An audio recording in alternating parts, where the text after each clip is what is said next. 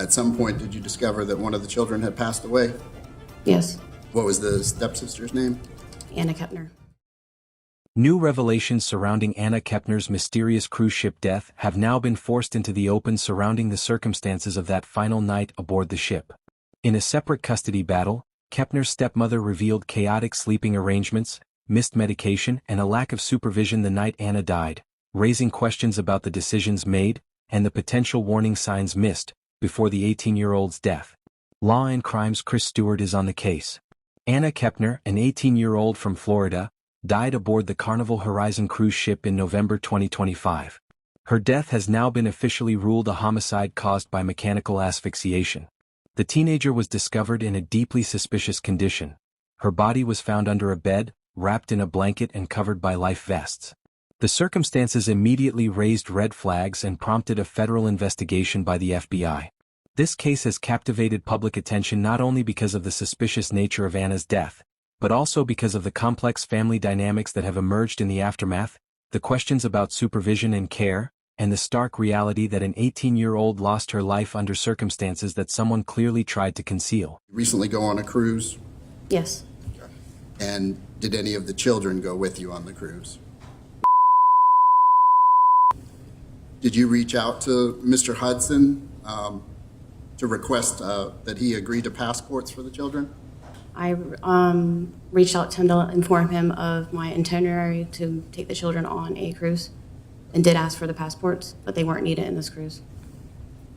And Mr. Hudson actually refused to cooperate with obtaining passports, correct? To sign for the passports, yes. You said passports weren't necessary, so they weren't obtained? Correct. The Carnival Horizon was on a multi-day cruise when Anna died. Cruise ships present unique challenges for law enforcement. When a crime occurs in international waters, jurisdiction becomes a complex legal matter. In this case, because the victim was an American citizen and the ship is registered under certain maritime laws, the FBI took jurisdiction over the investigation. This means federal agents have been working to piece together what happened during those crucial hours aboard the ship, interviewing passengers, examining the crime scene, and analyzing physical evidence.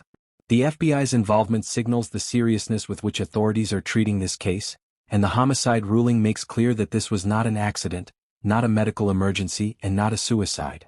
Someone took Anna Kepner's life. Mechanical asphyxiation occurs when something physically prevents a person from breathing. This can happen in several ways. The chest can be compressed so severely that the lungs cannot expand to draw in air. The airway can be blocked by an object or by pressure applied to the neck.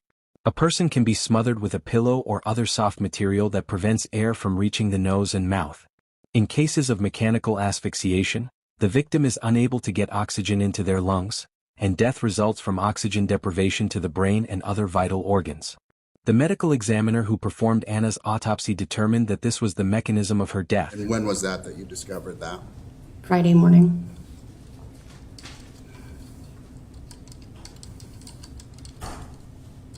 When was the last time that you had seen the child before that Friday morning? Thursday night. You know approximately what time? Right around 6:30.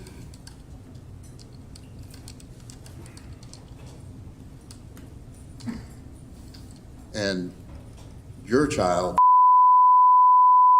did you see him that Thursday night as well? Yes, What time did you see him at? closer to 7. Just a little bit. And the ruling of homicide means that the evidence showed another person caused this asphyxiation. This wasn't something Anna did to herself, and it wasn't an accidental occurrence. The physical evidence from the autopsy, combined with the circumstances in which her body was found, led to the inescapable conclusion that Anna was killed. The discovery of Anna's body is perhaps one of the most chilling aspects of this case. She was found under a bed, which in itself is unusual. But she wasn't simply lying under a bed as if she had crawled there. Anna's body had been wrapped in a blanket, and life vests had been placed on top of her. This is what investigators refer to as concealment of a body. Do you know whether or not was present in the room as well? They all were head back to their room, as far as I know.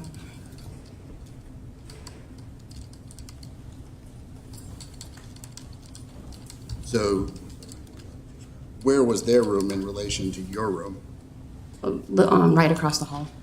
You walked out my door, their door was right in front of it.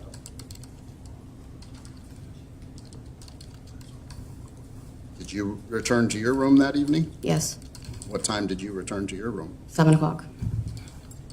When someone dies of natural causes, their body is typically found in a bed, on a floor, in a bathroom, or in some other location where a medical emergency might occur. When someone dies by suicide, the body is usually found in the location where the person took their own life. But when a body is hidden, wrapped, covered, and placed in a location where it would not be immediately visible, that points unmistakably to foul play. Someone knew Anna was dead, and that person took deliberate steps to hide her body. The act of concealment suggests consciousness of guilt, an awareness that a crime had been committed, and an attempt to delay discovery of that crime. The question of why someone would hide a body on a cruise ship is worth examining. Cruise ships are enclosed environments. There is no easy way to leave a ship in the middle of the ocean. Everyone aboard is effectively trapped until the ship reaches port. In that context, hiding a body might serve several purposes. It could delay discovery, giving the perpetrator time to establish an alibi or come up with a story. It could create confusion about the time of death. It could prevent immediate medical examination that might reveal the cause of death. And it might simply be a panic response by someone who had just killed another person and was trying to buy time to figure out what to do next. Whatever the motivation, the concealment of Anna's body is a crucial piece of evidence that tells investigators this was absolutely a homicide. The family dynamics in this case are extraordinarily complex and have become central to understanding what may have happened. Anna Kepner's stepmother is Chantel Hudson. Chantel was married to Thomas Hudson, and together they had at least one child. Anna was not Chantel's biological daughter, which means Anna's biological parent, her father presumably, had married Chantel, creating a blended family situation. Blended families are common, and they can be wonderful environments for children when managed well. But they can also be sources of tension, rivalry, and conflict, particularly when children from different relationships are living together and navigating complex relationships with step-parents and step-siblings. Chantel Hudson is now embroiled in a custody battle with her ex-husband Thomas Hudson. This custody battle is separate from the investigation into Anna's death, but it has become the venue through which crucial information about the night Anna died has emerged. During custody proceedings, the court examines the fitness of each parent, their ability to provide a safe and stable environment, and any factors that might affect the best interests of the child. In this case, the custody battle has forced both parties to answer questions under oath about their parenting, their family environment, and the circumstances surrounding the cruise where Anna died. It's through this legal process that details about chaotic sleeping arrangements, missed medication, and lack of supervision have come to light. The revelations about chaotic sleeping arrangements are significant. On a cruise ship, cabin space is limited.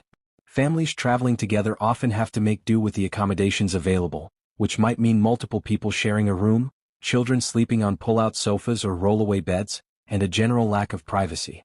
But the description of the arrangements as chaotic suggests something beyond the normal constraints of cruise ship accommodations. It suggests disorganization, lack of planning, and perhaps a failure to ensure that each person, particularly the children and teenagers, had appropriate sleeping arrangements. Were the teenagers all bunched together in one room? Were adults sleeping separately from the minors? Was there a lack of clarity about where each person was supposed to sleep? These questions matter because the sleeping arrangements would have determined who had access to whom during the night, who might have been able to enter or leave a room unnoticed, and who might have been aware of disturbances or unusual